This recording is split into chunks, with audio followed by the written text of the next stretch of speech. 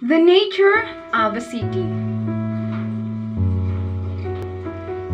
The nature of a city depends on the direction its people are moving. In the morning, towards, by evening, away. The wealth of a city depends on the density of this movement and its speed.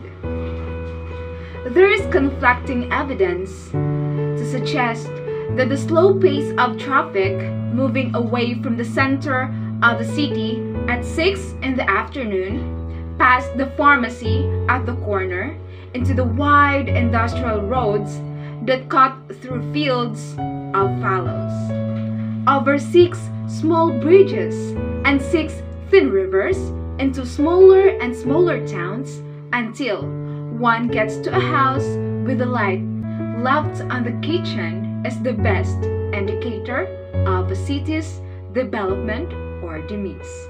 Thank you.